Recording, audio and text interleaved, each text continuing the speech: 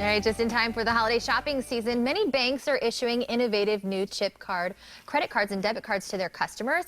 These cards are protecting shoppers' financial information from identity theft. It allows them to be more secure as they make purchases throughout the holiday season. Financial expert Elizabeth Leamy is here to help us understand how to get the most out of these new cards and how to keep our financial information safe. Elizabeth, good morning. Thanks for having me.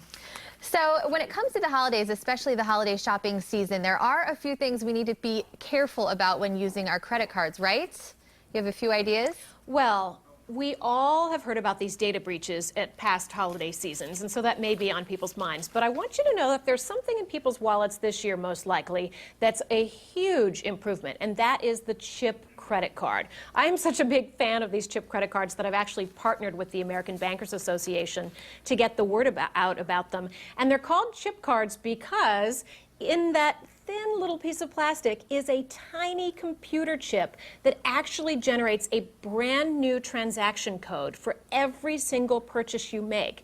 And that prevents identity thieves from snatching your account information and counterfeiting your card.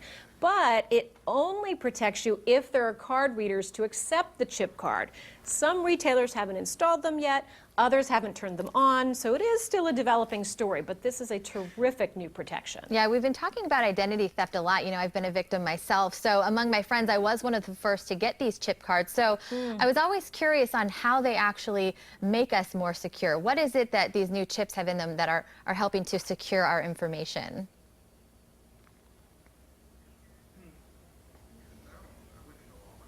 Yes, they are rolling them out now. Most people have gotten at least one, but everybody's going to have them soon. It's a huge improvement. And one other thing people have been asking me during this transition time that we've got the old cards and the new is, well, if there is a breach, then who's responsible? Let me reassure you and your viewers, the consumer is never responsible. As long as you report the fraud, as you probably did, in a timely manner, your bank's got you covered with zero liability. What is changing is that banks are going to take responsibility if they have not yet issued their customer a chip card, and retailers are going to take responsibility if they have not yet installed one of these chip readers. But again, consumers have nothing to worry about, but if they are curious, they can go to safechipcard.com for all sorts of information. All right, Elizabeth, any other payment innovations that you want to share with us today? Any other ways to keep us protected? Biometrics. They're using the camera on your phone, your computer, to do face recognition, fingerprint recognition. They're experimenting with voice recognition, all to make sure it's really you using your credit card when you're making a transaction, especially online. Great things ahead. Anywhere online, speaking of, that we can go to learn more about keeping ourselves protected?